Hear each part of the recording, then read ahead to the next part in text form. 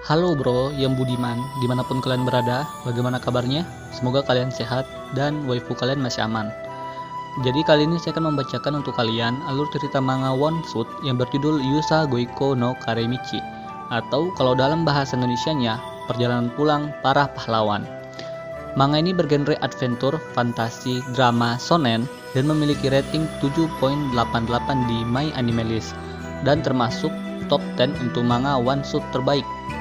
BTW, untuk manga Tokidoki yang kita bacakan sebelumnya berada di peringkat 5 ya bro. Manga ini dibuat oleh paman saya, Hirano Ryuji, yang juga mangaka dari set story anime populer Kimetsu no Yaiba, yaitu Kimetsu no Yaiba Tomioka Gyugaiden. Sinopsis ringkas manga ini menceritakan perjalanan untuk mengalahkan Raja Iblis yang telah berakhir, dan grup pahlawan akhirnya dapat pulang ke kampung halaman mereka. Terdengar sederhana? Tapi tidak sesederhana itu bro.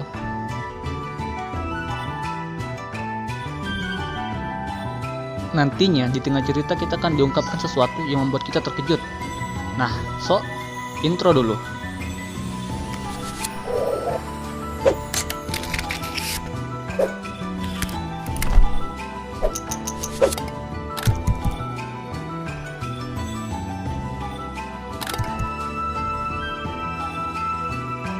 Di awal kita akan dikisahkan dunia yang telah tenggelam ke dalam kegelapan dan ketakutan yang disebabkan oleh Raja Iblis.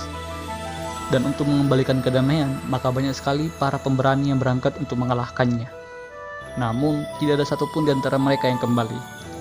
Ini adalah cerita tentang sebuah grup pahlawan dari dunia ini yang dalam perjalanan untuk kembali ke kampung halaman mereka. Cerita ini akan berfokus ke Nina, seorang penyihir hitam yang tergabung ke dalam sebuah grup atau parti pahlawan. Grup pahlawan mereka terdiri dari seorang warrior yang selalu memakai baju besi, seorang perempuan cantik yang merupakan Pris, seorang penyihir hitam, Nina, dan tentu saja seorang pahlawan, yang di sini kita panggil saja dia Yusa. Saat itu mereka dalam perjalanan pulang ke desa Pokkah, yang merupakan kampung halaman dari semua anggota grup, setelah berhasil mengalahkan Raja Iblis. Perjalanan pulang mereka bukan hanya sebuah perjalanan biasa, tetapi itu juga suatu pertolongan. Grup mereka dipanggil dengan sebutan Heroes of the West, atau pahlawan dari barat, dan salah satu grup pahlawan yang terkenal. Pada perjalanan pulang mereka, karena satu alasan Nina ditempatkan pada posisi vanguard atau barisan depan. Tentu itu hal yang aneh mengingat bahwa Nina adalah seorang penyihir yang seharusnya berada di posisi belakang. Namun Pris dan Warrior selalu mengingatkan Nina untuk berhati-hati.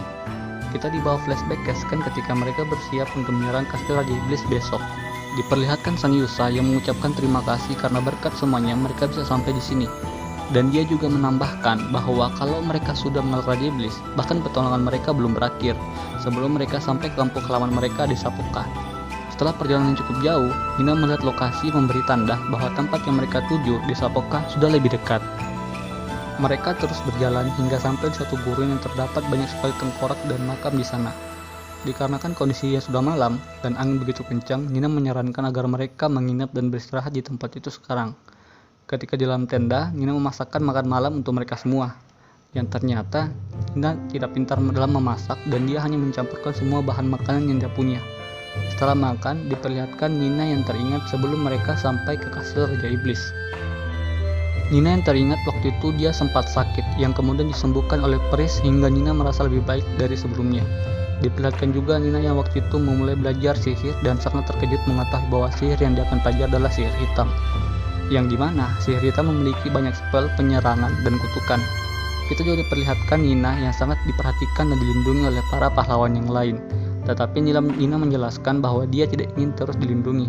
Dia menjelaskan bahwa dia juga ingin menjadi seseorang yang bisa membantu mereka. Dan Nina menambahkan bahwa dia akan merasa sangat bersalah ketika dia hanya membuat mereka ke dalam kondisi yang sangat berbahaya. Mendengar penjelasan Nina, Pris mengatakan bahwa Nina jangan berpikiran seperti itu. Selain itu, Yusa menambahkan, bahkan kalau terjadi yang tidak diinginkan dan dia harus mati, Yusa akan sangat bahagia jika dia bisa dikuburkan di kampung halamannya di desa Pokkah, tempat kelahirannya, dan bertemu dengan keluarganya di sana.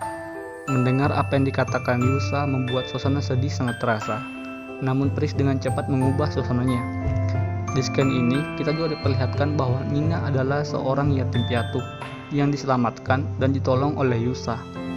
Ketika dia tidak punya tempat untuk kembali, Yusa datang dan mengajaknya dan memperkenalkannya ke anggota pahlawan yang lain. Nina menyampaikan bahwa dia menganggap bahwa grup ini adalah keluarga buat dia dan dia berharap petualangan ini dapat bertahan lama. Mendengar apa yang dikatakan Nina, semua anggota pahlawan sangat terharu. Bahkan Warrior mengatakan kalau Nina boleh memanggilnya ayah. Yusa juga mengajak Nina untuk datang ke Desa Poka dan tinggal di sana nantinya. Nina awalnya sangat segan, tapi Yusa mengatakan bahwa tidak ada yang perlu dikhawatirkan. Bukankah kita adalah keluarga? Mendengar apa yang dikatakan Yusa, membuat Nina sangat bahagia. Tiba-tiba Nina terbangun dan mengingat kalau tidak ada yang menjaga, sehingga mereka sangat rawan diserang kalau semuanya tertidur. Ketika keluar dari tenda, tiba-tiba ada seekor naga yang langsung hendak menyerang Nina. Dia pun berpikir, kenapa naga ini ada di sini? Faktanya, naga hanya akan menyerang ketika sarangnya diganggu. Lalu dia pun mengingat bahwa sebelumnya dia menemukan telur dan berpikir kalau jangan-jangan telur itu adalah telur naga. Karena Nina sadar bahwa dia tidak akan mungkin mengalahkan seekor naga, awalnya dia berniat untuk lari, namun setelah melihat naga itu akan menyerang tempat Yusa dan lainnya, Nina pun berbalik dan menyerang sang naga.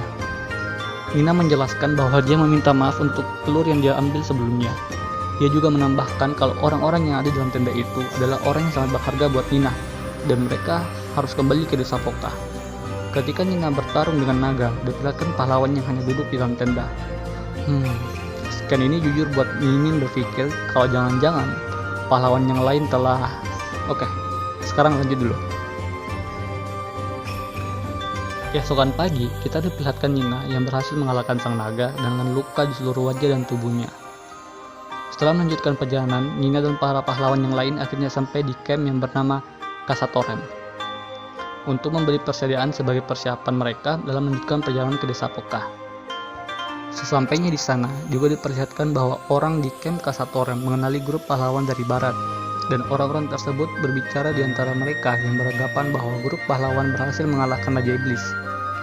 Di saat Nina sedang kembali dan membeli persediaan di salah satu toko di situ, dia meninggalkan pahlawan lainnya yang sedang duduk di luar toko tersebut. Di saat yang sama, orang-orang sedang memperhatikan grup pahlawan dari barat dari jauh. Tiba-tiba ada seorang pria yang ingin mendekat, yang ternyata dia adalah saudara dari Yusa. Setelah pria itu mendekat dan melihat Yusa, dia melihat bahwa ada yang aneh dengan saudaranya itu, yang membuat pria itu tiba-tiba berteriak, sehingga membuat Nina yang berada di toko keluar dan melihatnya. Ketika pria itu melihat Nina yang keluar dari toko, pria itu menyadari Nina adalah anggota grup pahlawan dari barat dan merupakan teman kakaknya, Yusa. Seketika pria itu langsung meminta penjelasan tentang apa yang terjadi sebenarnya. Dia bertanya, kenapa saudaranya dan semua anggota pahlawan yang lain telah mati. Dengan wajah yang pucat dan sedih, Nina perlahan mendekati Yusa dan anggota pahlawan yang lain dengan sebuah mantra sihir. Seketika, semua pahlawan yang terbaring di tanah langsung bangkit kembali, dan itu membuat pria yang merupakan saudara Yusa dan semua orang di sana terkejut dan kaget. Nina langsung menjelaskan bahwa sihir yang digunakan tadi adalah sihir hitam yang bernama Body Manipulation. Nina juga menambahkan bahwa grup Heroes of the West atau pahlawan dari barat telah dikalahkan oleh Raja Iblis dan semua pahlawan telah kehilangan nyawa mereka ketika bertarung. Di sini Nina menjelaskan kepada semua orang yang ada di situ bahwa dia adalah penyihir dari grup pahlawan dari barat. Dia juga menjelaskan saat ini dia hanya ingin memulangkan para pahlawan ke kampung halaman mereka, Desa Poka, dan hanya sekedar lewat di daerah ini.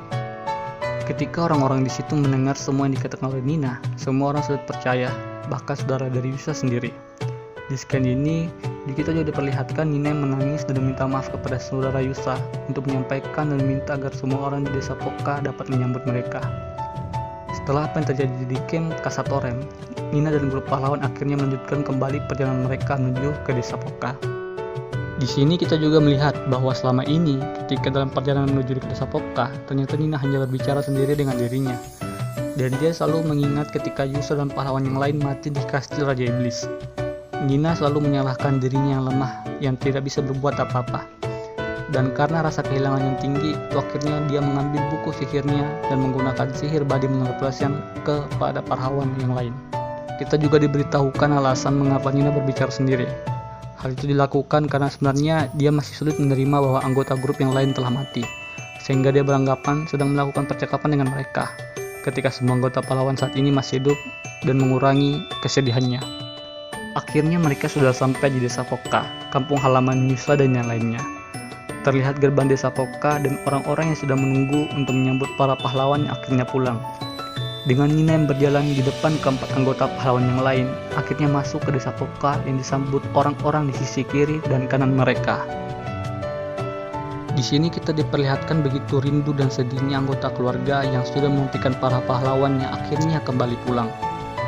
Dua anak dari pahlawan warrior yang datang mendekat ayahnya dan memanggilnya, namun tidak ada respon darinya. Yang saat itu langsung Nina menggunakan sihir untuk membuat pahlawan warrior memeluk anaknya.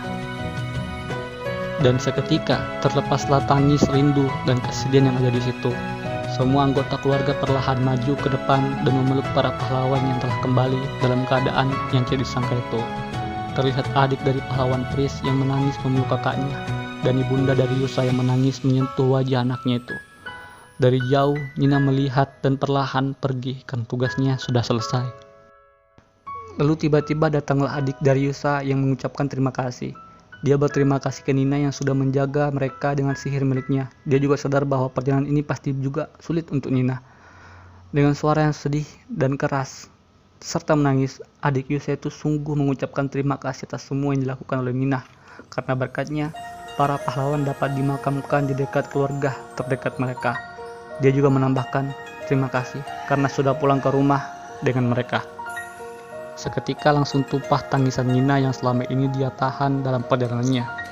Dia mengingat semua hal bahagia mereka semua pernah lakukan dan sudah menganggap mereka adalah keluarga untuknya.